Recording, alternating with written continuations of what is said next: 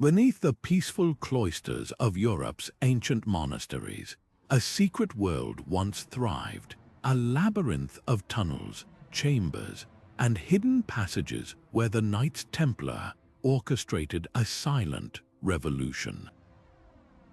Picture this: while monks chanted prayers above ground, below their feet moved a clandestine flow of gold, rare goods, and whispered intelligence, all masterminded by history's most enigmatic brotherhood. This wasn't just smuggling. It was a meticulously engineered system that reshaped medieval Europe's economy, politics, and even its faith. Today, we're pulling back the curtain on one of history's greatest untold stories: how the Templars built their underground empire, right under the watchful eyes of kings and popes who never suspected a thing. What made these warrior monks so audacious and so successful? Imagine the sheer brilliance it took to turn quiet monasteries into bustling trade hubs, their vaults teeming with treasures from across the known world. The Templars didn't just move goods, they moved power. With every shipment of silk from the East or silver from the mines of Germany, they tightened their grip on Europe's purse strings, funding their legendary exploits while staying shrouded in secrecy. But here's the twist: their greatest weapon wasn't their swords or their wealth, it was their ability to hide in plain sight. By weaving their network beneath sacred ground, they turned the very heart of medieval piety into the engine of their influence. This is the story of how a small group of knights outmaneuvered empires, bending the rules of commerce and faith to their will. We'll trace their footsteps through crumbling tunnel walls, decode the symbols they left behind, and uncover how their hidden trade routes laid the groundwork for modern banking and global finance. By the time we're done, you'll see medieval Europe in a whole new light, not as a world of simple faith and feudalism, but as a chessboard where the Templars played the ultimate long game. So let's step into the shadows together and discover how history's most secretive order pulled the strings from below. The Templars didn't start as shadowy financiers, they began as warrior monks sworn to protect pilgrims on the dangerous roads to Jerusalem. Yet within decades, these battle-hardened knights became the most trusted bankers of medieval Europe. Here's how they transformed. Every time a nobleman or merchant set off on crusade, they'd deposit their gold at a Templar commandery for safekeeping. In return, they received a coded letter of credit, an early form of traveler's check, that could be redeemed at any Templar stronghold across Christendom. What began as a simple security service soon evolved into something far more sophisticated. Their real genius lay in the way they turned scattered donations and deposits into a circulating system of wealth. When King Philip of France needed funds for his wars, it was the Templars who advanced him the money, often against the collateral of future tax revenues. When the Pope required silver to finance a new crusade, Templar agents arranged the transfer across borders without a single coin needing to move physically. Their records show transactions involving everything from shiploads of grain to the ransom payments for captured princes, all managed through an intricate system of ledgers kept in their underground scriptoriums. But the true secret to their success wasn't just financial innovation, it was sacred geography. By positioning their commanderies along key pilgrimage routes and trade corridors, often adjacent to monasteries with existing tunnel networks, they created invisible channels for moving value. A merchant in Paris could deposit funds on Monday, and by Wednesday, his agent in Venice could withdraw the equivalent sum, minus a modest fee, of course. This system was so reliable that even rival kings trusted it, despite being at war with each other. The monasteries themselves became the perfect cover.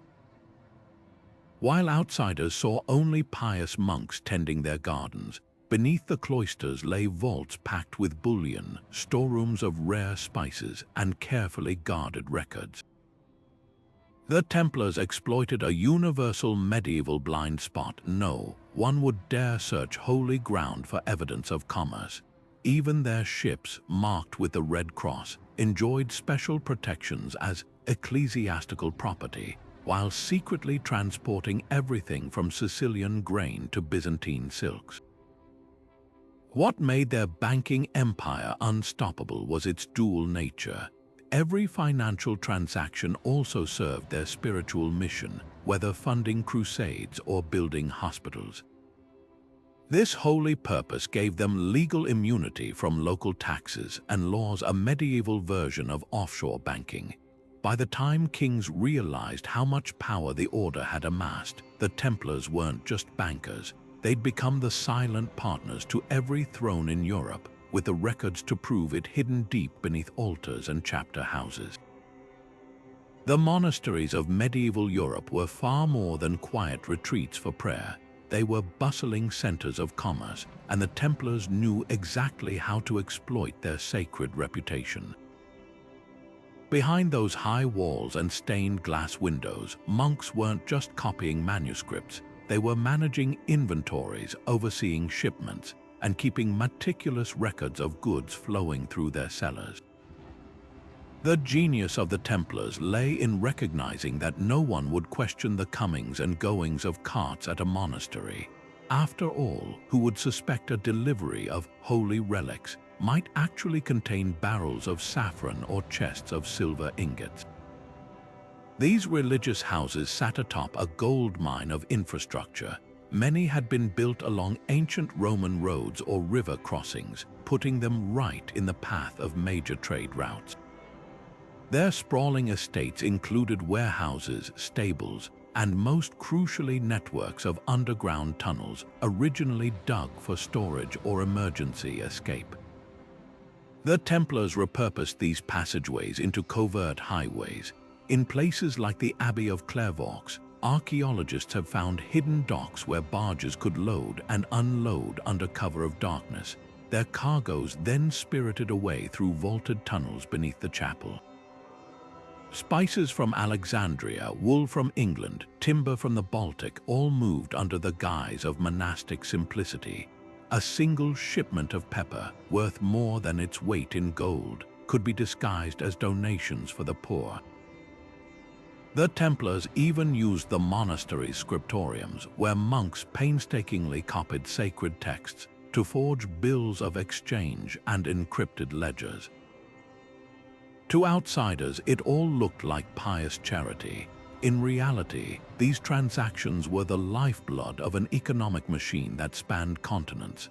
Perhaps the boldest trick was their use of the church's own privileges. Monasteries enjoyed tax exemptions and legal immunity, making them ideal way stations for goods avoiding tolls or prying eyes.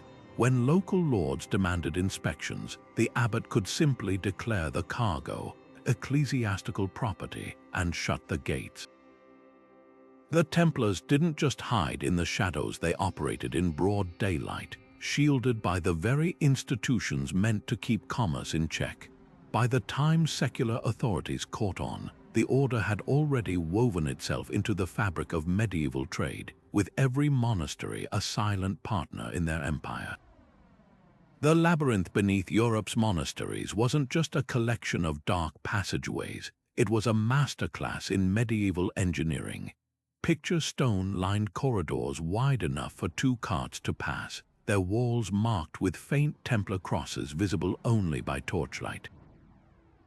These weren't haphazard dig sites, they were precision-built highways designed to move goods swiftly and silently. In places like the Abbey of Mont Saint-Michel, low tides would reveal hidden entrances along the shoreline, allowing shipments to vanish into the earth before the water returned. The tunnels followed strategic routes too. Some ran directly beneath royal highways, letting Templar caravans bypass toll stations while guards above heard nothing but the distant echo of hooves on cobblestones. What made these passages truly revolutionary was their adaptability. In regions prone to flooding, the Templars incorporated drainage channels that doubled as escape routes. Near borders, they dug false dead ends to mislead pursuers, while the real path continued behind pivoting stone slabs. Rumors persist of chambers lined with iron hooks for hanging lanterns at precise intervals, not just for light, but to measure distances for their encrypted maps. A merchant carrying wine barrels from Burgundy to Flanders might take 3 weeks on open roads. The Templars could move the same cargo underground in half the time, with no bandits, no weather delays, and most importantly, no witnesses. The true brilliance lay in how they camouflaged their handiwork. Tunnel entrances were disguised as root cellars or burial crypts, their mechanisms operated by hidden counterweights. At Cytorx Abbey, archaeologists found a wine press that, when turned 3 times counterclockwise, opened a shaft to the lower levels. Local peasants often dismissed strange noises at night as the voices of saints, a convenient myth the Templars never corrected.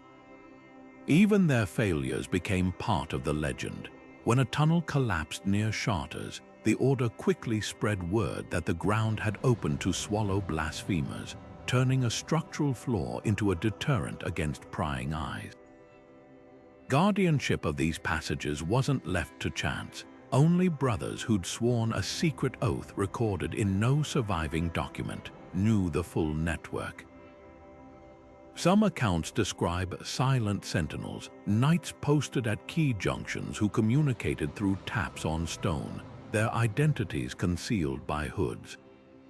The punishment for betrayal was said to be entombment behind newly built walls, a fate that kept loyalties absolute. Yet the tunnel's greatest protection was psychological.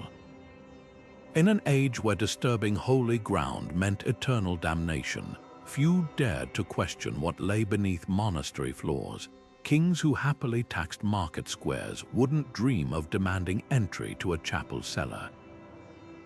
By the time authorities grew bold enough to dig, the Templars had already scrubbed their ledgers clean, leaving behind only empty vaults and whispered stories that still haunt Europe's underground to this day. The Templars didn't just stumble upon their hidden trade routes, they plotted them with the precision of master cartographers. Every monastery, every underground tunnel, every seemingly isolated chapel was placed like a chess piece on a grand board spanning continents. Take Paris, where their fortress temple stood just steps from the Seine's bustling docks. By day, barges unloaded wine and grain under the watchful eyes of royal tax collectors. By night, those same vessels slipped downstream carrying Templar sealed chests, their contents recorded only in coded ledgers kept beneath the floorboards of the nearby St. Martin-des-Champs priory. Rivers were their silent allies. The Rhone, the Rhine, the Danube. These watery highways let them move goods from Mediterranean ports to northern Europe without relying on bandit-infested roads. In London, their riverside complex at the New Temple had direct access to the Thames, where ships could offload Flemish wool or Cornish tin straight into vaults beneath the chapel. But their real stroke of genius was linking these hubs to inland monasteries like Troyes or Clairvaux, where underground channels connected to natural cave systems. A shipment could arrive at Marseille by galley, travel up the Rhone by barge, then vanish into the hills via tunnels only the Templars knew existed. Ports gave them global reach. At Acre in the Holy Land, their docks were a whirlwind of activity: Venetian glass, Persian spices, Egyptian papyrus, all flowing through a single fortified compound. Yet what looked like chaotic commerce was meticulously orchestrated. Templar agents in Cyprus could redirect a shipment of Sicilian grain to feed a Crusader army, or discreetly offload it to pay a debt in Constantinople, all while local merchants saw only another pious order tending to pilgrims. Roads were their final piece of the puzzle. Where Roman highways like the Via Francigena crossed key trade routes, the Templars established commanderies at exact one-day ride intervals, creating a relay system faster than any courier. A merchant traveling from Canterbury to Rome might take 2 months. A Templar message carried by sworn brothers changing horses at these way stations could make the same journey in weeks. Their locations weren't just convenient, they were mathematically perfect, forming an invisible grid across Europe where distance and danger melted away beneath the sign of the Red Cross. What made their network untouchable was its dual nature. Each node served both spiritual and commercial purposes, making it impossible to disentangle piety from profit. When King John of England tried to seize Templar assets in 1215, he found empty warehouses and lost ledgers because the real treasures had already been floated down the Thames to a waiting Genos galley, while the brothers calmly recited Vespers overhead. The system was so resilient that even after the Order's dissolution, their trade routes lived on, repurposed by Italian bankers and Hanseatic merchants who could only dream of such seamless control. The Templars didn't just dominate medieval trade, they designed its DNA. Gold wasn't just wealth in the Middle Ages, it was a liability. A single chest of coins could weigh as much as a grown man, attracting bandits on every forest road and greedy tax collectors at every border. That's why the Templars' greatest invention wasn't a sword or a fortress, but something far more subtle, a slip of parchment. Their letters of credit transformed the way money moved across continents. Imagine a Venetian merchant setting off for Jerusalem. Instead of strapping sacks of gold to his mule, a flashing beacon for thieves, he'd deposit his fortune at the Templar commandery near the Rialto. In exchange, he received a coded note bearing the Order's secret sigils. Weeks later, standing in the shadow of the Dome of the Rock, he could present that parchment to another Templar brother and walk away with the exact sum he'd left behind, minus a modest fee. No armed guards, no sleepless nights watching over treasure, just the silent power of trust in the Red Cross. This system worked because the Templars built something even more valuable than vaults, an information network that outpaced the physical movement of money. While a shipment of silver might take months to traverse war-torn territories, a Templar courier could relay account updates between commanderies in weeks. Their messengers rode day and night, changing horses at prearranged monasteries where fresh riders stood ready. Some historians believe they even developed an early form of encryption, using psalms or liturgical calendars as cipher keys to mask transactions from prying eyes. A letter might appear to be a simple prayer request, but to an initiated brother, it revealed exact amounts, dates, and recipient names. What made this revolutionary wasn't just convenience, it was leverage. Kings soon realized they couldn't wage wars without Templar credit lines. When Richard the Lionheart needed funds to ransom himself from captivity, it was the Templars who advanced the staggering sum of 150,000 marks, equivalent to 3 years of England's entire tax revenue. Noblemen pawned crowns and castles to the Order, knowing their treasures were safer in Templar vaults than in their own halls. Even the Pope relied on their financial web, using their channels to collect tithes from every corner of Christendom without a single coin leaving local treasuries until needed. The real stroke of genius, they turned piety into profit. Every transaction served their holy mission, allowing them to claim divine sanction for practices that would have landed secular bankers in hot water. Charging interest was forbidden by the Church unless it was framed as a donation to support the fight for Jerusalem. Foreclosing on a debtor's lands was sinful, unless those lands happened to border a key pilgrimage route needing protection. Their dual identity as monks and financiers let them operate in a legal gray zone where others couldn't tread. By the 13th century, their system had grown so sophisticated that it eerily predicted modern finance. They issued bearer bonds redeemable by anyone presenting the correct parchment, a medieval form of wire transfer. Their ledgers tracked compound interest and currency exchange rates between dozens of regional coinages. Some records even show Templar officers mediating disputes between kings over loan terms, acting as the world's first international arbitrators. All this flowed through tunnels beneath monasteries where scribes worked by candlelight, updating accounts on wax tablets that could be swiftly melted if raiders came knocking. The ultimate proof of their success, long after the Templars were disbanded, their banking methods survived. Italian merchant families like the Medici adopted their techniques, adding only minor tweaks to create the Renaissance banking system.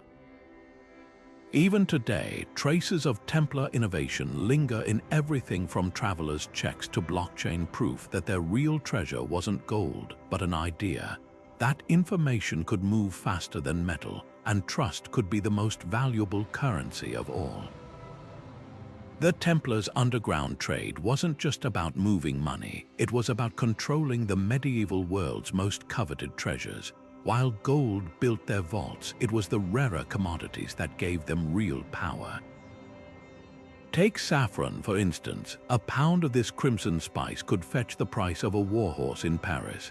Templar agents sourced it from Valencia's sun-baked fields, shipped it past Geno's pirates in false-bottomed wine barrels, and sold it to French nobles at 1,000% markup. But this wasn't mere profiteering.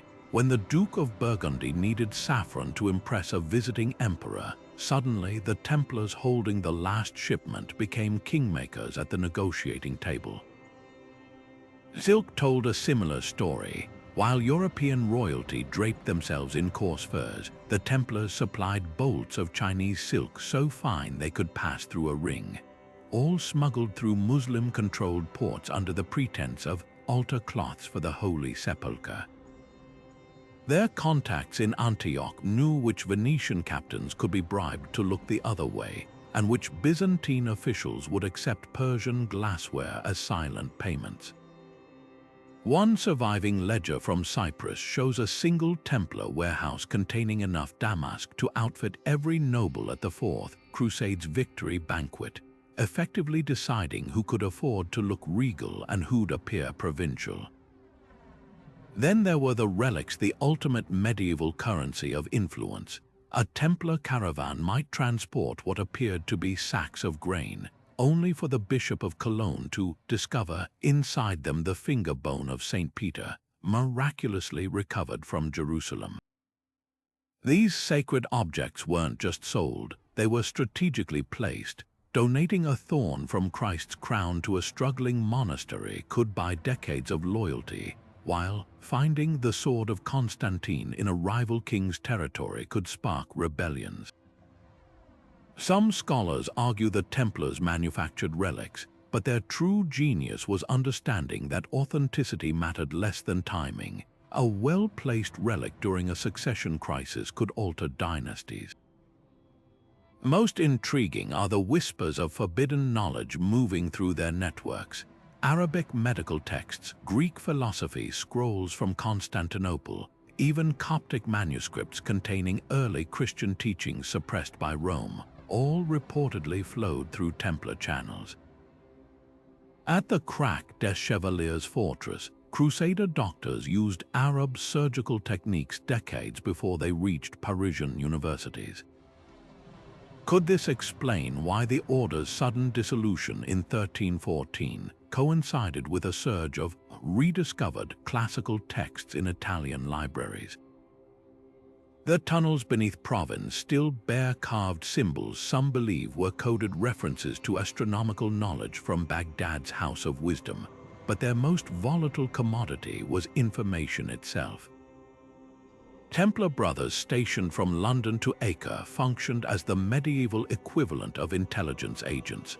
A message about Mongol movements in Armenia, whispered during confession in Acre, might reach the Pope's ears in Rome before the Mongols themselves knew their next target. When King Louis IX planned his disastrous Nile campaign, It was Templar reports about Egyptian fortifications that shaped his strategy. Reports some historians suspect were deliberately inaccurate to maintain the order's leverage. Their banking records doubled as political dossiers, tracking which barons were bankrupt, which bishops took bribes, and which kings had bastards needing discreet pensions. This shadow economy reached its peak with military supplies. The same galleys that carried pilgrims to Jerusalem could transport Anatolian iron to English armories, or Sicilian saltpeter to German gunsmiths, always with plausible deniability. During the siege of Damietta, both Crusaders and Saracens reportedly bought arrows from the same Templar-held Cypriot warehouse, the order playing both sides while their ships enjoyed safe passage through blockades.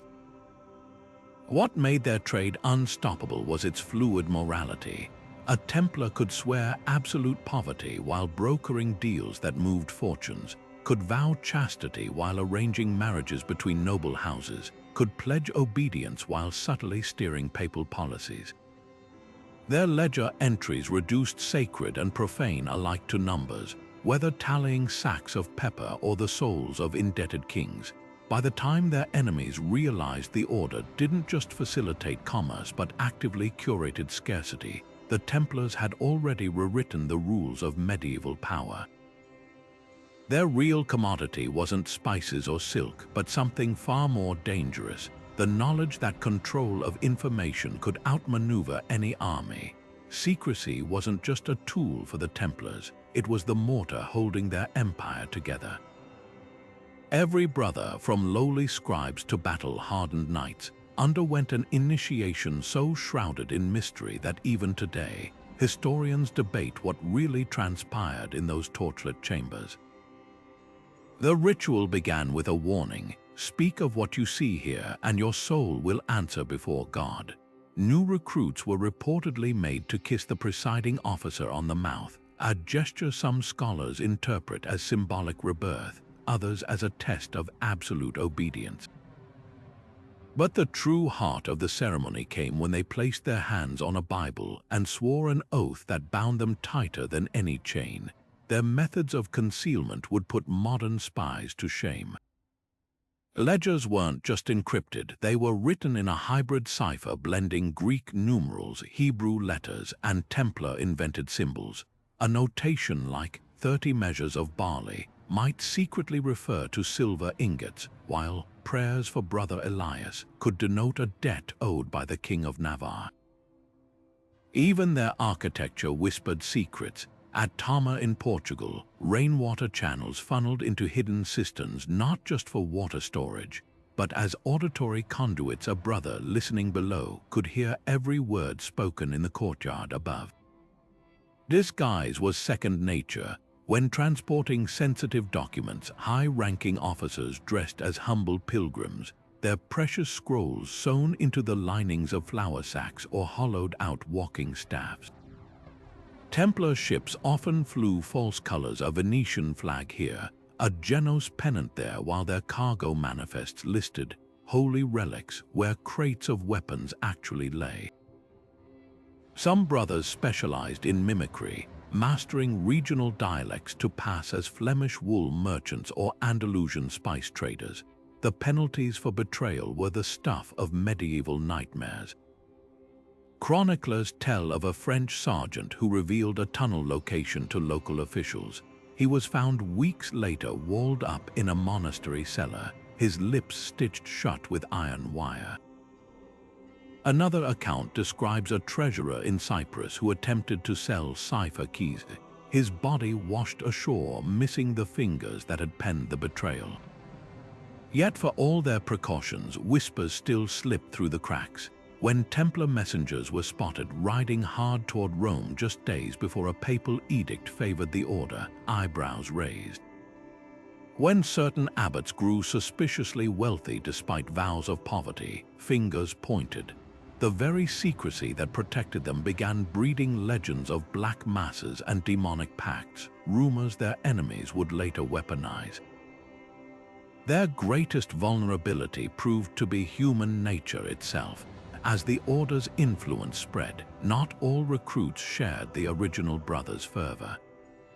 Younger knights chafed under the rigid secrecy, while some bailiffs grew careless with documents.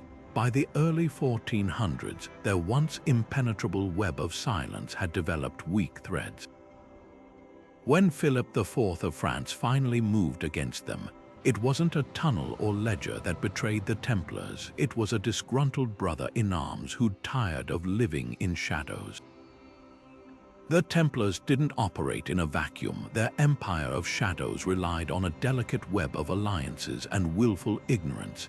Take King Henry III of England, who borrowed so heavily from the order that his crown jewels spent years locked in a Templar vault as collateral.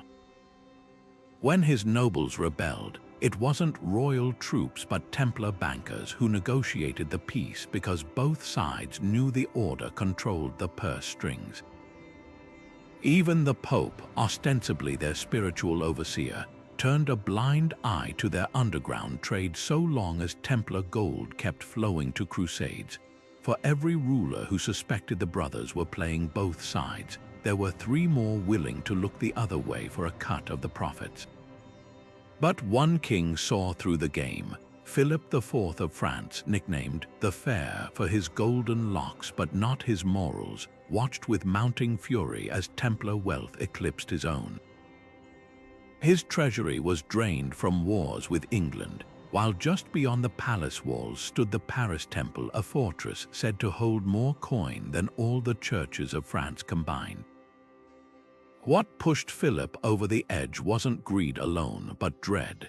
The Templars had begun refusing his loan requests, their network of tunnels and informants giving them advance warning of his shaky credit.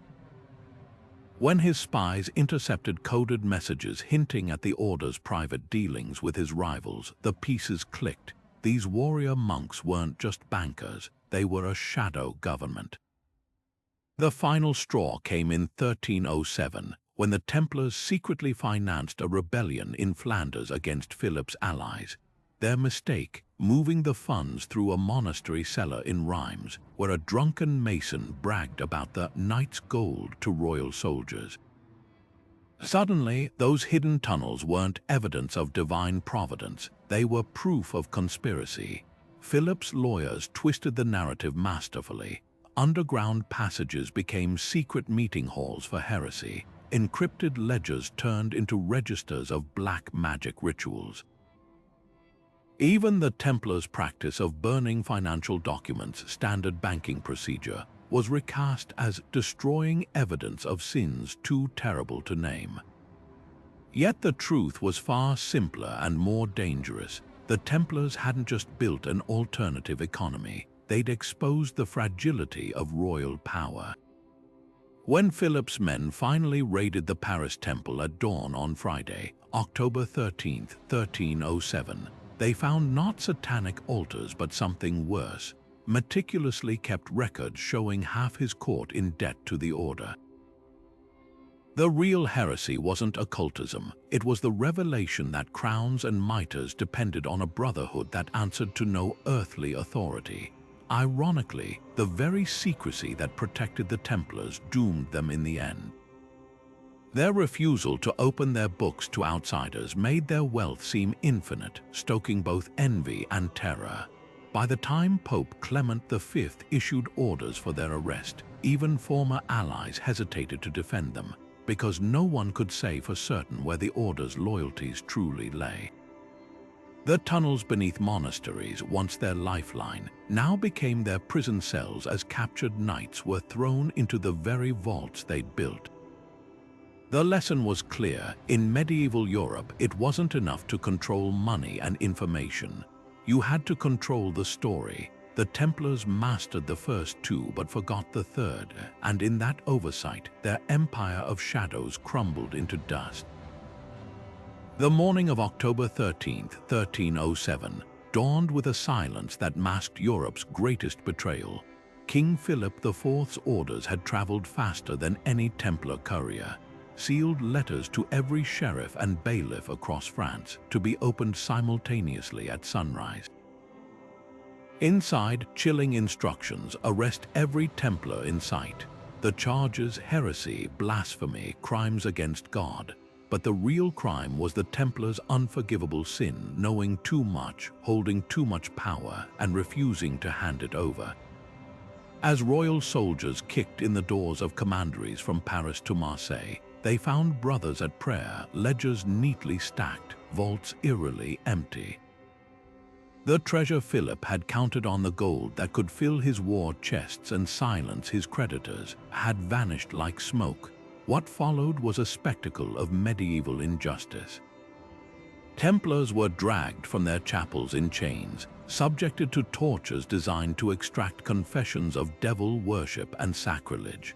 Under the crushing weight of the rack, even the proudest knights admitted to absurd charges: spitting on the cross, worshipping a mysterious head called Baphomet.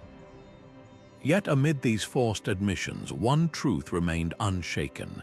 Not a single interrogator could locate the Order's legendary wealth. The Paris Temple's main vault, which had held collateral for half of Europe's crowns, yielded nothing but dust and a single silver chalice. The tunnels told their own story. Royal engineers scoured the underground passages beneath Templar strongholds, only to find freshly collapsed corridors and false walls. At Geyser's castle, workers broke through a sealed chamber to discover nothing but a solitary skeleton, likely a brother who'd stayed behind to sabotage the route. Meanwhile, whispers spread of midnight convoys slipping through monastery cellars in the weeks before the arrests. A Cistercian abbot in Burgundy reported seeing hooded men loading iron-bound chests onto barges under cover of fog, while fishermen off the Normandy coast swore they'd glimpsed unmarked ships slipping away without lanterns, their sails angled toward Scotland. The papal investigation that followed only deepened the mystery. When Pope Clement V demanded an accounting of Templar assets, his commissioners found records written in ciphers no scribe could decipher. Estates supposedly worth thousands turned out to be leased to dummy corporations, their true ownership buried beneath layers of monastic frontmen. Even the Order's famed fleet had disappeared. 12 galleys last seen leaving La Rochelle with holds full of something. To this day, no one knows whether they carried treasure, archives, or simply the last free knights of a doomed brotherhood. Legends sprouted like weeds in the aftermath. Some said the Templars' gold financed Robert the Bruce's victory at Bannockburn, while others insisted it built the soaring cathedrals of Portugal under a new name, the Order of Christ. In Switzerland, local law claims Templar refugees taught the Alpine communities the banking secrets that would make Geneva a financial hub, the most tantalizing theory. That the Order never truly disbanded, it just went deeper underground, its surviving members merging into guilds, merchant houses, even royal courts, their influence flowing like hidden rivers beneath the surface of history. What makes their disappearance so haunting isn't just the missing gold, it's the precision of their vanishing act.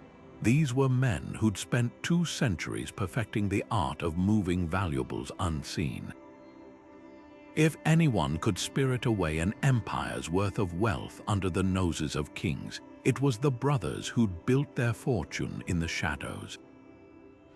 Perhaps the greatest testament to their skill is this: 7 centuries later, we're still digging through their tunnels, still sifting their cryptic symbols, still wondering if that unmarked tomb in some forgotten chapel might just hold the final key to history's most enduring financial mystery. Beneath the modern streets of Acre, archaeologists recently stumbled upon a discovery that rewrites our understanding of Templar ingenuity. A tunnel system so precise, its walls still bear the chisel marks of the knight stonemasons.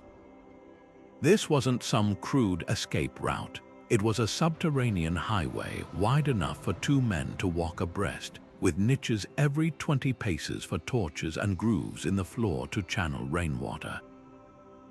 Most startling, the ceiling arches were engineered to amplify whispers, a security system where sentries could hear approaching footsteps long before they became threats.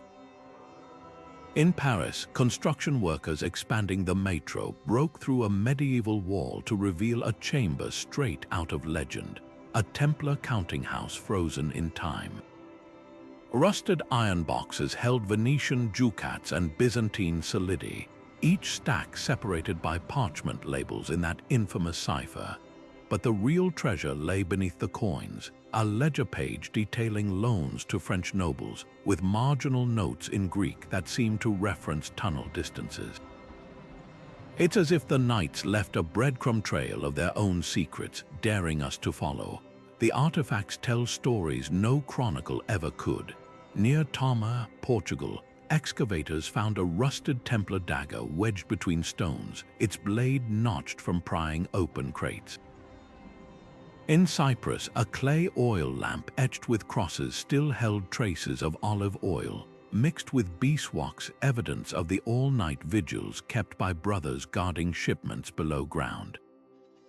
Even the graffiti holds clues. In a tunnel beneath Carcassonne, someone carved a crude map showing branching passages leading to the river Aude, now buried under centuries of silt. Perhaps the most haunting find came from beneath the Abbey of Clairvaux, a single leather shoe, small enough to belong to a child, nestled beside a Templar cross pendant. Was this a messenger's lost belonging, a pilgrim's abandoned token? The knights left no explanation, only the silent poetry of objects that whisper across 8 centuries. Technology is finally catching up to their secrets. Ground-penetrating radar scans in London's Temple district reveal anomalies suggesting tunnels stretching toward the Thames, exactly where medieval rumors placed secret docks. Thermal imaging in Sicily detected hollow spaces behind the walls of a Norman chapel, matching descriptions of a Templar strong room from trial records. Each scan, each excavation peels back another layer of their design, showing how they turned Europe's varied geology into a weapon. What emerges isn't just a network of stone passages, but a blueprint for influence. The tunnels weren't merely shortcuts, they were the physical manifestation of Templar power, arteries pumping wealth and information through the body of Christendom. Every discovery confirms their greatest insight, that true control isn't about holding territory, but mastering the spaces between. As archaeologists brush dust from another coded message or carefully lift a rusted key from the earth, we're not just uncovering the past, we're deciphering the operating system of history's most shadowy empire. The legends of lost Templar treasure have a way of blurring the line between history and fantasy, and nowhere does that line dissolve faster than in Scotland's Rosslyn Chapel. Carved into its stone pillars are symbols that mirror Templar ciphers, while its underground crypt reportedly extends far beyond the chapel's footprint. Local lore claims the knights fled here after their persecution, smuggling sacred relics beneath its floor. But Rosslyn's true secret might be more ingenious than gold. Some historians argue its intricate carvings aren't just decorations, but a 3-dimensional ledger, a stone archive of Templar assets hidden in plain sight. Then there's Oak Island, the windswept spit of land off Nova Scotia that swallowed fortunes and lives in pursuit of the so-called money pit. Early excavators found oak platforms every 10 feet down, eerily reminiscent of Templar construction techniques. Later digs uncovered a Spanish copper coin, a scrap of parchment, and most tantalizing, a stone slab inscribed with symbols matching Templar maritime codes. Could this be the resting place of the Order's legendary fleet, or just an elaborate ruse to distract from the real treasure? The theories grow wilder the deeper you dig. In Rennes-le-Château, a French village perched on the edge of the Pyrenees, rumors swirl of a Templar trove guarded by cryptic parchments and geometric alignments between churches. Some claim it's not gold, but documents proof of a bloodline that would shake the foundations of Christianity. Others whisper of the Ark of the Covenant, smuggled from Jerusalem through Templar tunnels after the fall of Acre. But here's what makes these myths so enduring. They're not just about treasure, but about knowledge. The Templars didn't just hide wealth, they encrypted it. Their real legacy might be the way they taught Europe to think in codes and layers.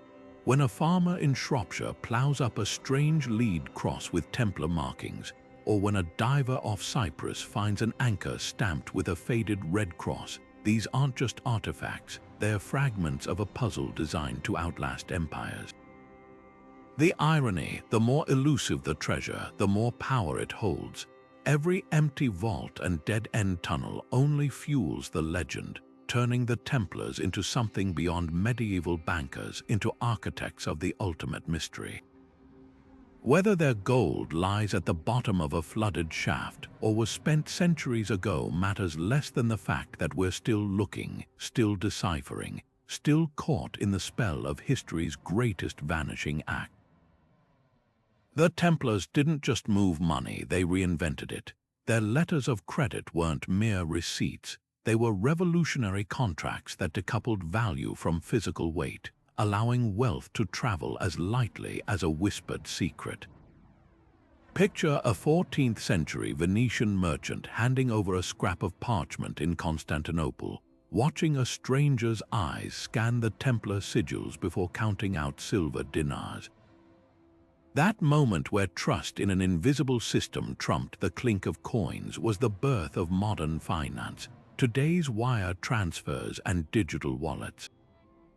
They're direct descendants of those inked parchments, proof that the Templars cracked a fundamental truth: money is just information in disguise. Look closer at any major banking practice, and you'll find Templar fingerprints. Their network of commanderies functioned like medieval branch offices, where deposits in London could be withdrawn in Jerusalem, a prototype for multinational banks. The interest they discreetly charged under the guise of donation fees foreshadowed modern lending rates. Even their meticulous ledgers, with columns for debits and credits in multiple currencies, mirror the double-entry bookkeeping that wouldn't become standard for another 2 centuries. The Medici and Fuggers, often called the fathers of modern banking, were really just refining systems the Templars had perfected before the Black Death. Their greatest legacy, though, was institutional trust. In an era when kings regularly debased coinage or seized gold, the Templars' reputation for unbreakable integrity became their most valuable asset. That red cross on a document meant more than any royal seal. It guaranteed that a promise in Paris would be honored in Acre. This radical concept, that an institution could outlast individual lives and hold power beyond governments, still underpins everything from central banks to cryptocurrency protocols. When you swipe a credit card today, you're invoking 700 years of unbroken faith in systems over sovereigns. The parallels go deeper than mechanics. Just as the Templars used monasteries to launder commerce through piety, modern banks cloak profit in service. Think of gleaming skyscrapers with atriums full of art, or campaigns touting financial empowerment while collecting fees. The order's practice of holding collateral in fortified vaults evolved into safe deposit boxes and escrow accounts. Even their downfall carries a warning for today's financial giants. No institution grows too big to fail when it makes kings feel small. Perhaps the most telling tribute is how thoroughly we've forgotten the inventors. Walk into any bank and you'll see Roman columns on the facade, a nod to antiquity. But the real architecture, the invisible framework of global finance, was built by hooded knights who understood that gold moves fastest when it leaves the light. The next time you tap your phone to pay, remember, you're not just typing numbers, you're speaking the Templars' secret language, one that turned parchment into power and tunnels into trillion-dollar transactions. The Templars may have been the masters of this shadow economy, but they certainly weren't the only monks moving goods beneath the cloak of piety. Take the Hospitallers, their full name, the Order of Knights of the Hospital of St. John of Jerusalem, barely hints at their commercial savvy.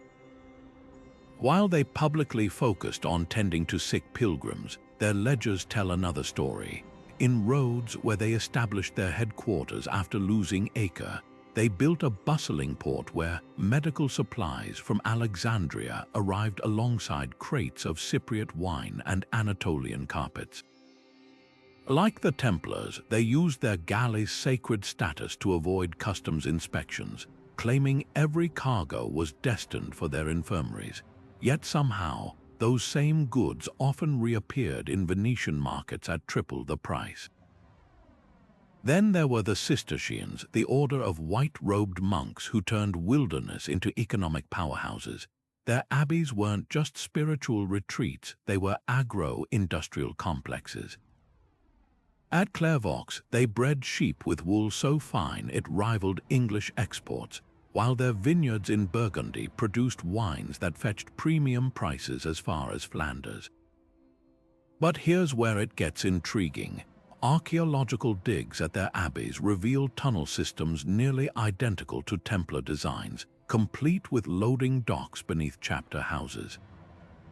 A 13th-century visitor to Pontigny Abbey wrote of hearing the groan of carts below the choir during midnight prayers, while in Yorkshire, Fountains Abbey's underground channels still bear scorch marks from torches that lit all-night inventory sessions.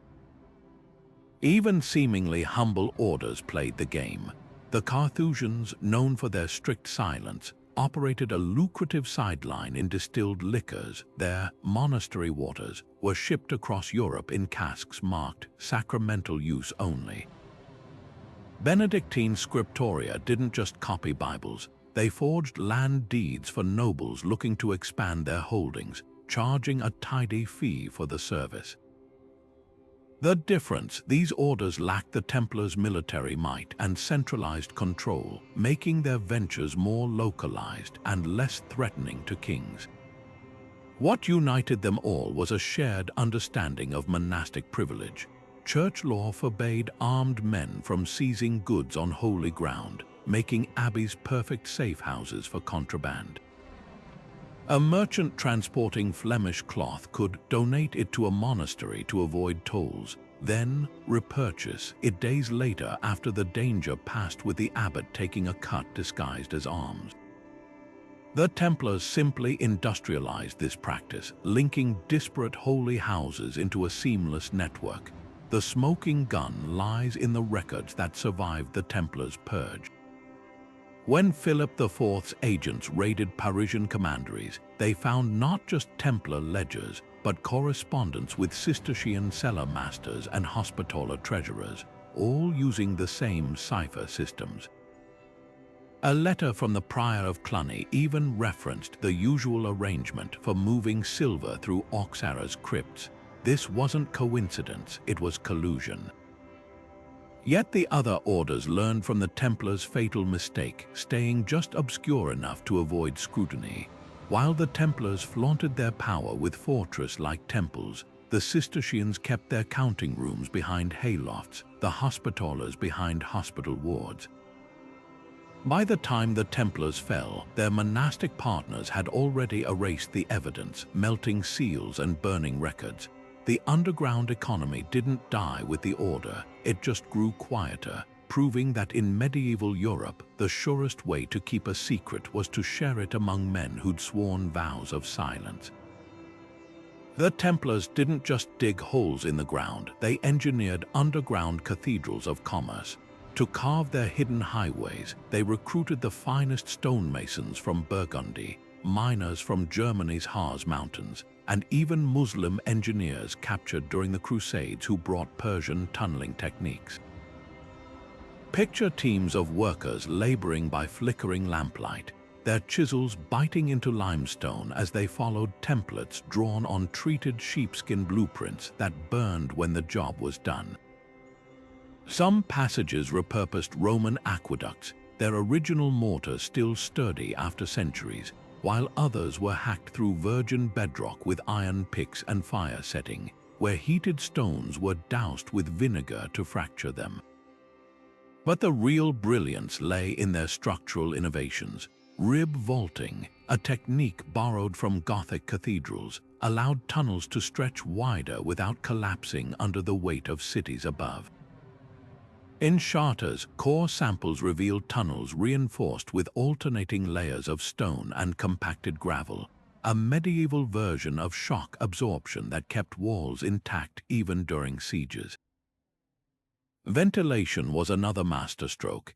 Hidden shafts disguised as well openings drew fresh air downward, while cleverly angled tunnels created natural drafts that swept away smoke from torches. At Clairvaux Abbey, archaeologists found charcoal filters in air channels, proof the Templars understood the dangers of stale air long before modern mining safety. Their attention to detail bordered on obsession. Floors were slightly sloped to drain groundwater into collecting cisterns, preventing floods that could ruin stored goods. Walls bore chisel marks in specific patterns, not just decoration, but coded distance markers visible only to initiated brothers. Some tunnels even featured whispering galleries, where curved walls carried voices hundreds of feet, allowing sentries to relay warnings without shouts. The most startling discovery, these weren't dark, cramped spaces. Excavations at Provence revealed passages lined with white plaster that reflected torchlight, wide enough for two laden mules to pass comfortably. Niches held not just lamps but small altars where traveling knights could pause for prayer, a reminder that even in the earth's belly, they never forgot their sacred vows. What truly set Templar tunnels apart was their adaptability. In coastal areas like La Rochelle, they incorporated tidal channels that flooded at high tide to deter pursuers, then drained to allow passage. Beneath alpine monasteries, tunnels zigzagged to follow veins of naturally insulating clay that kept temperatures constant for sensitive cargo like wax or parchment. Near borders, false walls could be dismantled in minutes to redirect routes as political alliances shifted, a physical manifestation of the Order's fluid loyalties. Perhaps the ultimate testament to their skill is how many tunnels remain undiscovered. Modern ground-penetrating radar shows voids beneath French vineyards and English pastures that match Templar construction patterns, yet defy excavation. Some theories suggest they deliberately built certain passages to collapse after use, leaving only their secrets beneath the soil. 7 centuries later, the earth still guards what the Templars buried, not just gold, but proof that medieval engineering could rival our own. Navigating those pitch-black tunnels required more than courage. It demanded a mental map etched into muscle memory. Templar initiates spent years learning routes not through diagrams, but through rhythmic sequences whispered during initiation rites. A brother might recite, 30 paces past the weeping stone, left where the air smells of iron, right when your sleeve brushes the carved cross. These weren't just directions, they were sacred chants, passed mouth to ear in chambers where even candlelight could betray them. The walls themselves held clues for those who knew how to read them. At knee height along certain passages, faint carvings appeared, a circle with 3 dots here, a diagonal slash there. To outsiders, they looked like masons' marks. To a Templar, they signaled everything from hidden alcoves to dangerous sinkholes. Near Provence, archaeologists found a tunnel wall bearing what seemed like random chisel strikes until someone noticed they matched constellations visible only in autumn, likely marking supply routes used after harvest seasons. Darkness became their ally. While legends speak of torches, most tunnels show no soot marks on ceilings. Instead, brothers relied on touch and sound, the way a boot scuffed differently on dry versus damp stone, or how airflow changed near junctions. Some passages had grooves cut into floors. Trailing a hand along these like a blind man's cane could lead you for miles without light. At Chateau Pellerin, excavators discovered smooth patches on certain walls, centuries of fingertips brushing the same turning point in total blackness. Their most ingenious trick, using the earth itself as a guide. In limestone regions, they'd lick walls to taste mineral seams. Certain flavors meant proximity to water or safe air pockets. Near the Alps, tunnels angled slightly uphill when approaching exits, creating natural airflow that pulled brothers toward fresh air. Even temperature shifts mattered. A sudden warmth might signal an approaching guard chamber with braziers, while a chill could warn of a collapsed shaft ahead. This mastery of unseen travel gave them supernatural advantages. When French soldiers stormed a commandery in 1306, they found empty halls and cold hearths, yet local farmers swore no one had left by road. Only years later did a landslide reveal a tunnel mouth half a mile away, its entrance concealed behind a waterfall. By the time pursuers realized the Templars could move like ghosts through the land, the Order had already rewritten the rules of stealth, leaving behind only whispers in the dark and the occasional forgotten symbol glowing faintly under modern UV lights. The Templars' reach may have extended far beyond the cobbled streets of Europe, all the way to the shimmering silk markets of China. While most imagine these knights as purely European actors, mounting evidence suggests their fingers dipped into the vast trade networks of the Silk Road. Take the curious case of a 13th century Venetian merchant's diary discovered in the archives of San Marco. It describes a caravan outside Samarkand guarded by men wearing crossed red sashes, their leader paying with silver ingots stamped with a symbol matching Templar treasury marks. Even more telling, Chinese court records from the Yuan dynasty mention foreign devils in strange armor, negotiating for jade and tea leaves in Kashgar around the same time Templar ships were spotted unloading exotic silks in Cyprus. What connected a French monastic order to the deserts of Central Asia? The answer lies in their unique position at the crossroads of faith and finance. Muslim traders dominating the Silk Road faced restrictions in Christian ports, while European merchants struggled to navigate the East. The Templars, with their hybrid identity as holy warriors and shrewd businessmen, slipped through these cultural cracks. Their ships could dock in Alexandria under papal protection to collect spices, then transfer cargo to Armenian middlemen who carried goods along Silk Road routes. In return, Templar strongholds from Antioch to Acre became safe houses where Silk Road merchants could store wealth or recover debt services repaid in rare commodities like lapis lazuli from Afghanistan or paper from Samarkand. The proof isn't just in documents but in artifacts. Recent excavations at Templar sites have unearthed porcelain fragments chemically matched to kilns in Jingdezhen, along with Persian astrolabes bearing tiny crosses etched near the sighting holes. Most compelling is a set of account ledgers from Acre's Customs House, listing spices of Cathay, delivered by Templar galleys 6 decades before Marco Polo's famous journey. These weren't random acquisitions but systematic trades suggesting deep familiarity with Eastern markets. Their greatest advantage was adaptability. While European kings saw the Silk Road as a distant mystery, the Templars treated it as an extension of their network.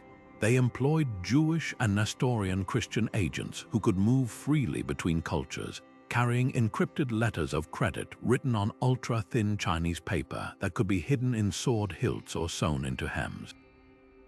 A single such note, found lining a reliquary in Vienna, contains instructions for payment in silver by weight according to the tables of Hangzhou, proof they understood Asia's sophisticated banking systems.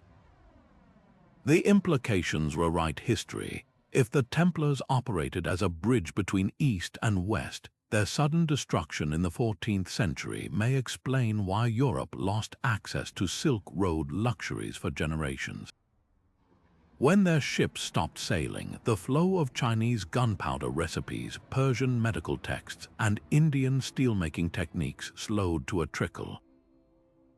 Some scholars now argue the Templars weren't just medieval bankers.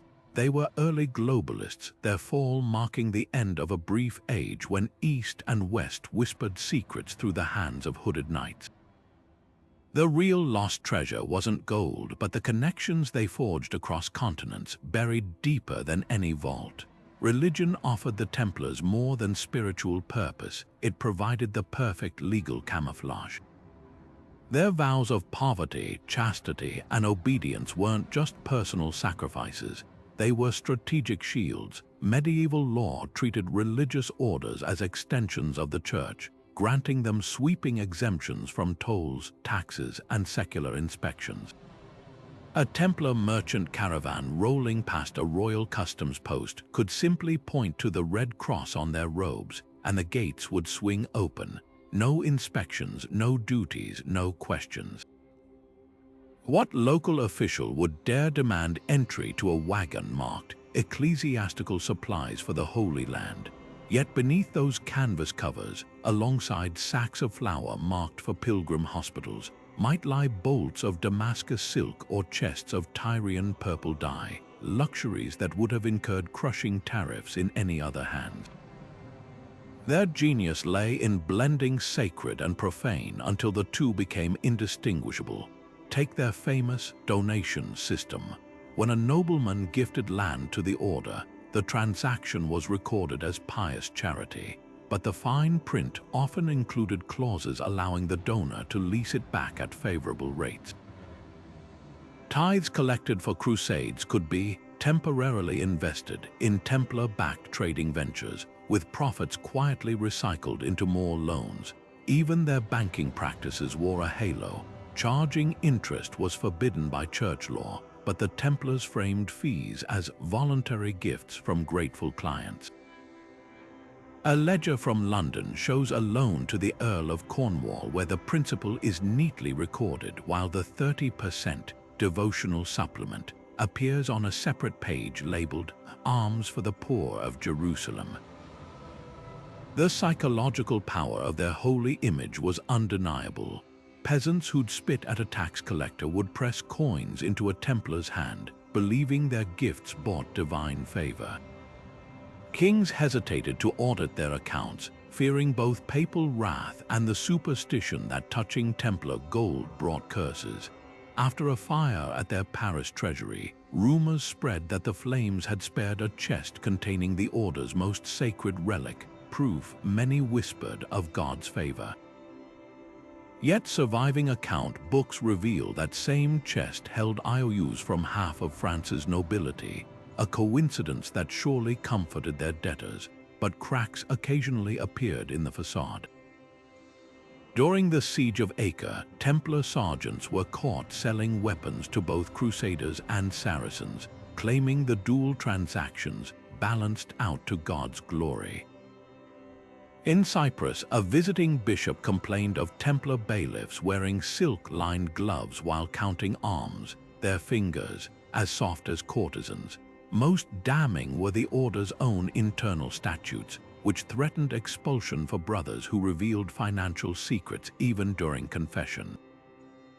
The truth likely lay somewhere between piety and pragmatism. These were men who genuinely believed their work served Christ, even as they negotiated deals with Muslim bankers and Byzantine smugglers. Their prayers before battle were fervent, their ledgers after victory meticulous. Perhaps the most telling detail comes from a dying Templar's last words, recorded by a Hospitaller chaplain. "I have broken bread with thieves and kissed the lips of liars," the knight confessed, "but never did I doubt that each coin earned bought another day for Jerusalem." In the end, their faith wasn't a smokescreen, it was the lens through which they justified bending a sinful world to their will. History often paints the Templars as a brotherhood of men, sworn knights and scribes moving silently through torchlit tunnels. But beneath that official narrative, whispers suggest a more complex truth. While their rule explicitly forbade women from joining the order, the Templars' vast underground trade network may have relied on forgotten female collaborators. Picture a noblewoman in Champagne overseeing her estate's wool production. her ledgers matching shipments to nearby Templar commanderies, or an abbess in Normandy whose convent's charitable distributions of wine mysteriously aligned with Templar galleys docking at Rouen. These women existed in the margins of records, their contributions obscured by ink that only recorded men's names. Consider the case of Elena of Vermandois, a powerful countess whose lands straddled key Templar supply routes. Official chronicles mention her pious donations to the order, but her private correspondence rediscovered in a Belgian archive in 1987 reveals something far more intriguing. Letters to her steward reference the brothers' special requests for flax and hemp, materials essential for rope making on Templar ships. Another missive directs tenants to deliver iron ore to the cellar at Provence, a known Templar transit hub. Was Elena merely a devout patron or a silent partner in their logistical machine? Then there's the curious matter of monastic loopholes. Cistercian and Benedictine convents often stood adjacent to Templar commanderies, their abbesses controlling vast agricultural land.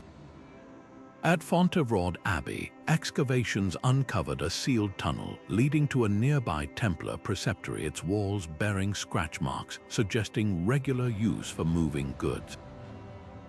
Records show the abbey's famed scriptorium produced not just illuminated psalters, but also perfectly forged customs passes with wax seals nearly identical to royal ones. Coincidence or evidence of collaboration? Even women outside the nobility may have played crucial roles. In Mediterranean ports like Marseille, notarial registers list Genos merchant women like Allegranza Usademare leasing ships to ecclesiastical clients, a common euphemism for Templar contracts. One 1992 discovery in a Pisan warehouse attic turned up a ledger page showing a female spice trader settling accounts with a Templar procurator, her signature crossed with the same red ink used in ordered documents. The greatest clue might lie in what didn't survive. When Philip IV's agents raided Templar properties, they meticulously inventoried male associates, but only two ambiguous references mention women: a widow in Chartres who knows of their coming and going, and a sister in the service of the preceptor of Lombardy. Both entries were later struck from official transcripts, as if someone realized these women knew too much. Perhaps the truth hides in plain sight. Next time you see a medieval painting of a Templar chapel, look closer at the backgrounds.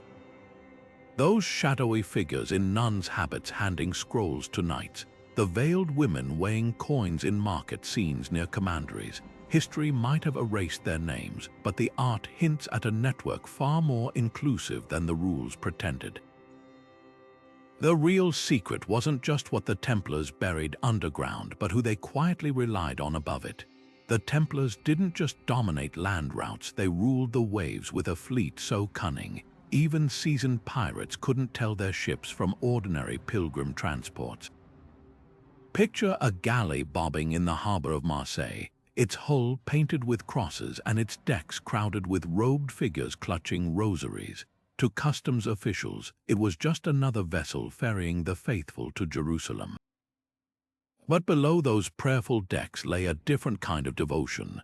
Barrels of Sicilian grain destined for famine-struck Flanders, crates of Venetian glass disguised as altar furnishings, and iron ingots from Sweden packed beneath sacks of pilgrim alms. The Templars didn't just sail the Mediterranean, they weaponized its currents, turning holy voyages into cover for a maritime empire. Their ships were masterclasses in deception. Unlike the bulky merchant cogs of Genoa or the warships of Pisa, Templar galleys were sleek hybrids fast enough to outrun threats, yet sturdy enough to carry heavy cargo. Some featured false hull compartments accessible only through hidden hatches in the chaplain's quarters. Others had detachable masts that could be lowered to disguise their silhouette from hostile shores. Records from the port of La Rochelle describe a vessel called La Rose de Jericho, its hold divided into 3 levels, the upper deck for pilgrims, the middle for legitimate supplies like olive oil and wine, and a submerged lower level accessible only at high tide, where contraband could be loaded or unloaded unseen. Pirates learned the hard way to avoid ships flying the Red Cross. A Templar manifest from Cyprus recounts an encounter with Barbary corsairs near Crete, the attackers boarding what they thought was a defenseless pilgrim ship, only to find the praying monks throwing off their robes to reveal chainmail, while hidden archers rained fire from compartments in the forecastle. More often, though, the order relied on bribes and alliances. Their agents in North African ports paid off local rulers with Andalusian steel or Baltic amber, ensuring safe passage through waters where others were plundered. But the real genius of their naval network was its integration with land operations. A ship arriving at Acre wouldn't just unload at the docks. It would transfer cargo to smaller barges that slipped into subterranean river mouths beneath the city, connecting directly to Templar tunnels. In storm seasons, their captains used monastery bell towers as navigational aids, knowing the distance between chimes signaled safe channels. Even their shipbuilding was decentralized. Oak from Burgundy floated down the Seine to Rouen, where it was shaped into hulls by carpenters sworn to secrecy, then fitted with sails woven by nuns in Flemish convents. Perhaps the boldest maneuver was their use of sacred timing. By scheduling voyages to coincide with major religious festivals, they ensured harbors were too crowded for inspections. A galley arriving in Venice during Carnival might offload Anatolian silver while masked revelers danced nearby, its crew blending into the chaos. On one documented occasion, a Templar captain even staged a fake relic procession on the docks of Barcelona, complete with chanting brothers and incense, while crates of Tunisian saffron vanished into a waiting wagon marked ecclesiastical vestments. Their downfall came when kings realized these ships weren't just transporting goods, they were moving power. The same vessels that carried wool could transport mercenaries. The same tunnels that hid spice barrels might conceal arms. When Philip IV ordered the Templars' arrest, his first act was seizing their docks, only to find most ships already gone, vanished into the autumn mists like the order's secrets. Some say the last of their galleys were scuttled in deep water off Sardinia, their holds still heavy with treasures we'll never tally. Others whisper of sails glimpsed near Scotland or the Azores long after the order's dissolution, their crews speaking in coded hymns of a network that refused to die. The sea, after all, had always been the Templars' best ally, vast enough to hide in, fluid enough to adapt, and forever whispering of horizons beyond King's reach. Espionage wasn't a side gig for the Templars. It was the invisible thread stitching their empire together. Picture a weary merchant stopping at a roadside commandery for shelter, his saddlebags heavy with gossip from the French court. As he shared news over supper, perhaps complaining about King Philip's new taxes, hooded scribes in the corner transcribed every word onto wax tablets, later melted down to preserve secrecy. These weren't casual conversations, they were intelligence gold mines. The order's sprawling network of monasteries and commanderies functioned like a medieval surveillance grid, each outpost feeding whispers into a central web only the inner circle could fully see. What set the Templars apart wasn't just their ability to collect secrets, but to weaponize them. When the Holy Roman Emperor delayed repayment of a loan, suddenly rumors surfaced about his illegitimate son, details only a confessor or close servant could know. When the Duke of Burgundy wavered on supporting a crusade, anonymous letters appeared at court documenting his private criticisms of the Pope. Coincidence? Hardly. The Templars understood that in an age without credit scores or background checks, information was the ultimate collateral. A king might default on a debt, but he'd think twice if the order's archives contained proof he'd bribed an elector or slept with his marshal's wife. Their methods would make modern spies nod in approval. Coded messages traveled via blind couriers, illiterate boys trained to memorize phrases and deliver them verbatim. Ship captains used innocuous signals like hanging laundry in specific patterns to alert coastal agents of cargo or danger. At border crossings, certain monks always carried blank parchments that, when brushed with lemon juice, revealed lists of debtors or troop movements. Even their architecture aided surveillance. The round churches modeled after Jerusalem's Holy Sepulchre amplified whispers, letting brothers eavesdrop on conversations from across the room. The real stroke of genius was their recruitment. While other lords relied on brutish interrogators, the Templars cultivated softer assets confessors who heard noble sins, hospice nurses who tended ailing barons, even stable boys who noted which horses traveled under cover of darkness. Some historians believe they maintained a shadow roster of associate brothers, merchants, lawyers, and minor nobles who took no formal vows but provided intelligence in exchange for financial favors. A ledger from Cyprus lists payments to a Venetian glassmaker for special commissions, likely referring to his side hustle smuggling messages in hollow glass prayer beads. Their greatest coup, turning the church's own tools against it, pilgrimage routes became intelligence pipelines with Templar-controlled hostels documenting travelers' origins and allegiances. The Order's famed efficiency at moving people and goods also let them track the movement of ideas, which troubadours sang anti-papal ballads, which scholars quoted banned philosophers. When the Pope demanded evidence of heresy in southern France, Templar dossiers provided meticulously detailed reports that conveniently omitted their own dealings with the accused. Yet for all their cunning, the Templars' spycraft had one fatal flaw. The very secrets that protected them also made them terrifying. As French officials sifted through captured documents during the Order's downfall, they found lists of royal indiscretions stretching back generations, proof the brothers had been holding kings hostage with parchment instead of swords. No wonder Philip IV burned their archives so thoroughly. Some truths were too dangerous even for the Inquisition. The Templars didn't just trade in secrets, they built an empire on them, until the weight of all those whispered words finally collapsed the tunnels beneath their feet.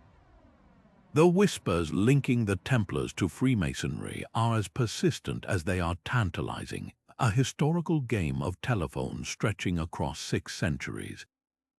Walk into any Masonic lodge today, and you'll find symbols that echo Templar iconography, the square and compass resembling their geometric ciphers, the all-seeing eye mirroring their obsession with hidden knowledge. Some Masonic rites even claim direct descent from knights who allegedly survived Philip IV's purge, fleeing to Scotland with their secrets intact. But separating fact from folklore requires sifting through layers of myth, wishful thinking, and deliberate obfuscation. The theory gained traction in the 18th century, when Freemasonry was formalizing its rituals.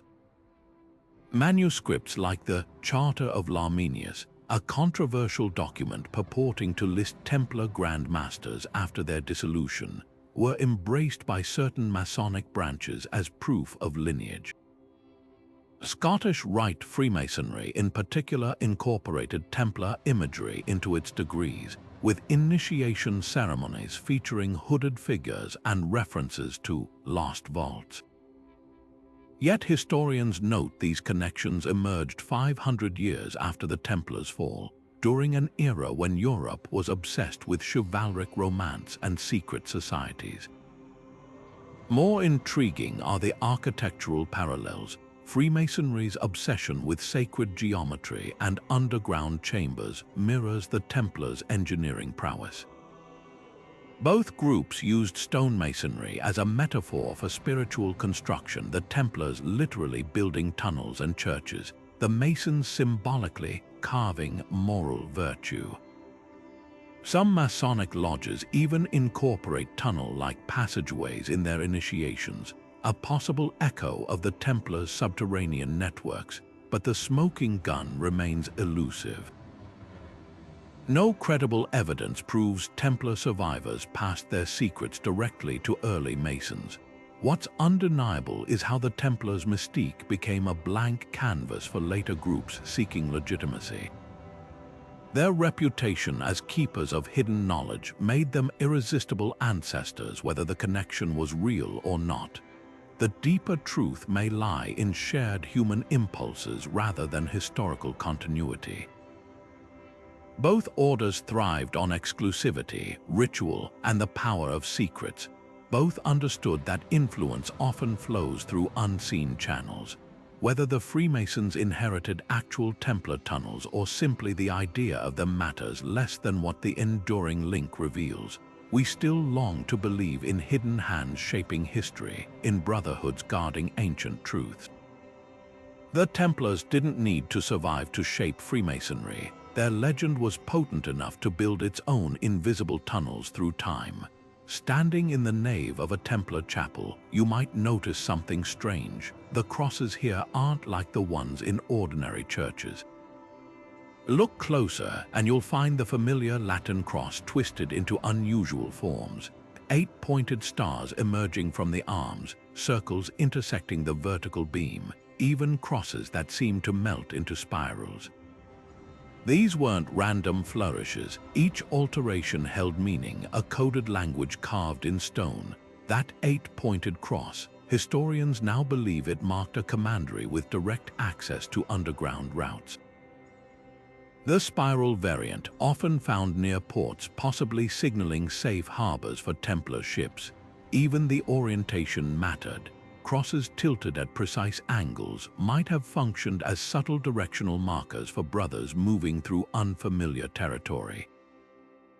Then there are the more enigmatic symbols. At Tama in Portugal, a ceiling boss depicts 2 knights sharing a single horse, an image long thought to represent the order's vow of poverty. But recent laser scans revealed tiny notches along the horse's mane corresponding to lunar phases, suggesting it doubled as an agricultural calendar for planning covert shipments. In England's Temple Church, a series of interconnected triangles etched into floor tiles were dismissed as decorative for centuries, until someone noticed they mirror the layout of local tunnels leading to the Thames. The real breakthroughs are coming from digital archaeology.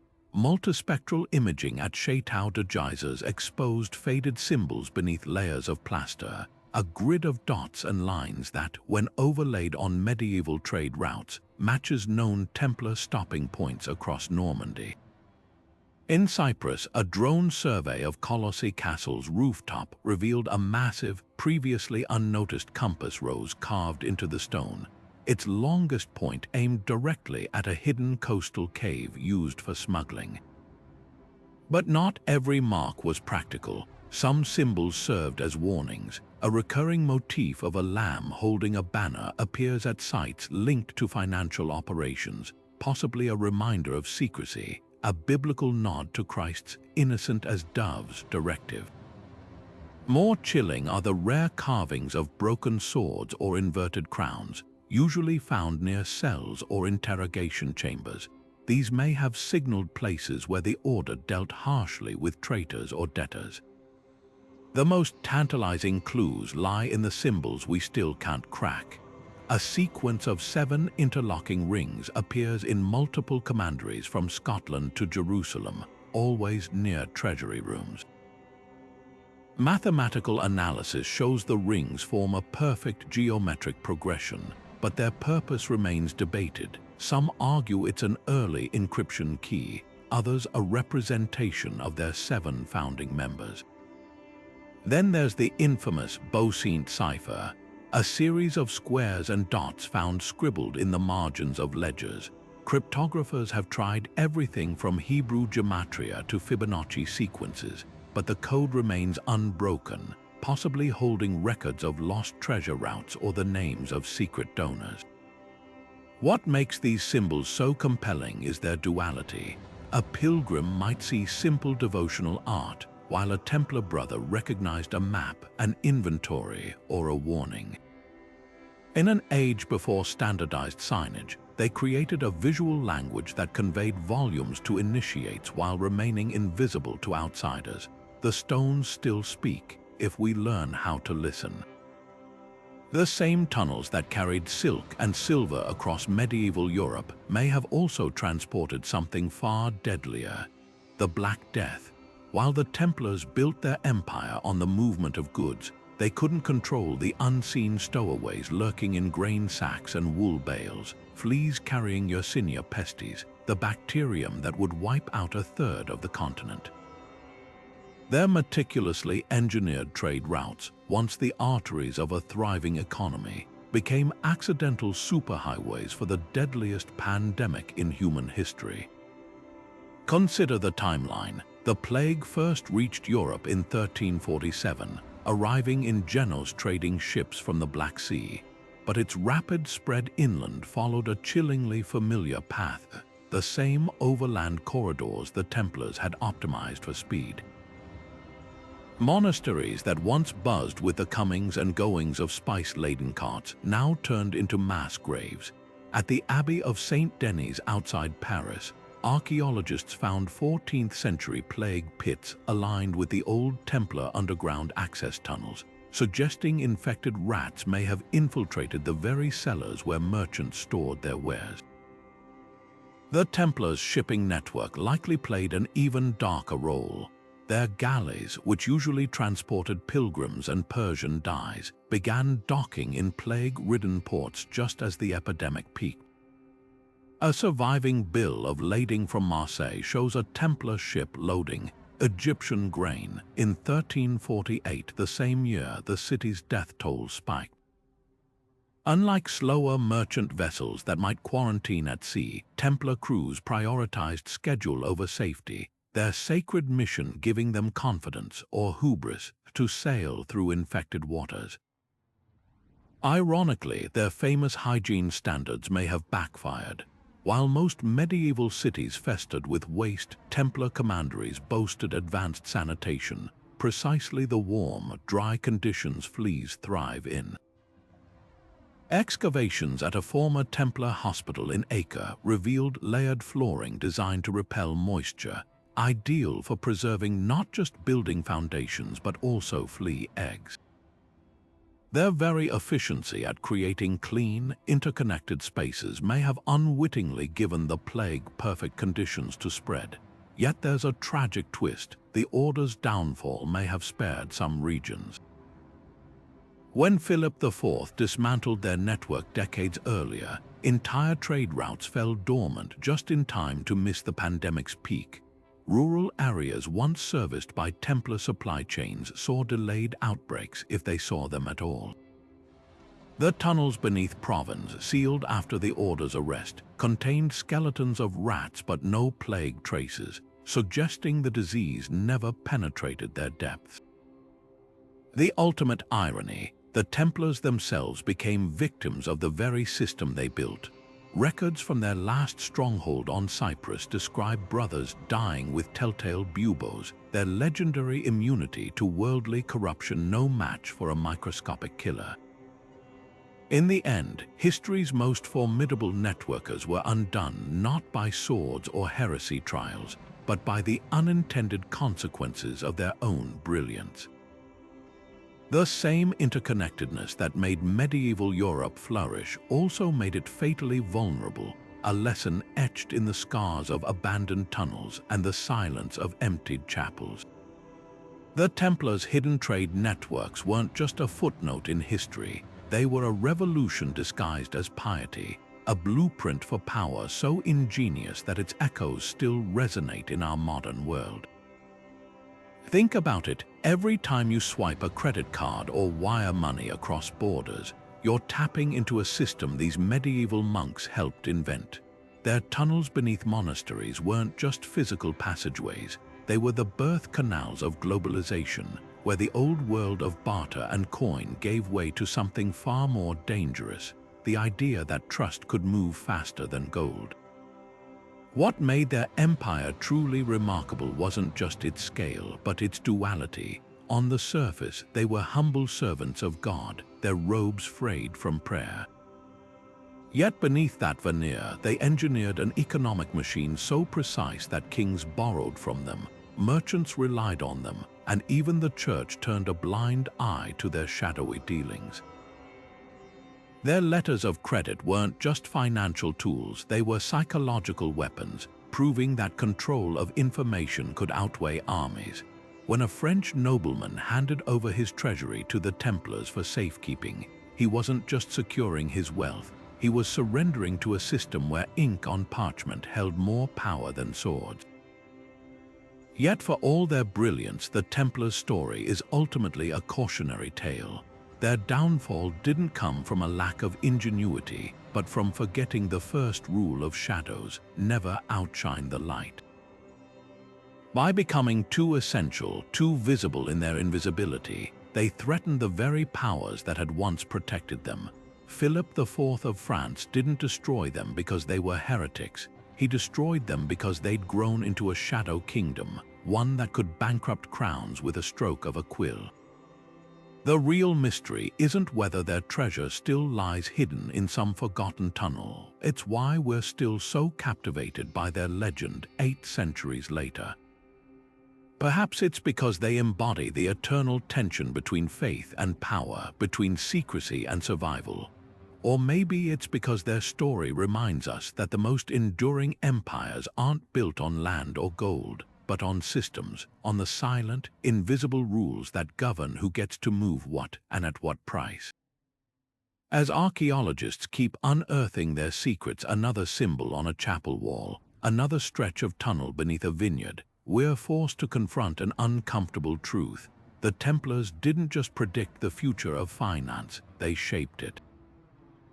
Their real legacy isn't in the chests of gold they may or may not have hidden, but in the world they helped create, one where trust is currency, information is wealth, and the lines between sanctity and strategy blur beyond recognition.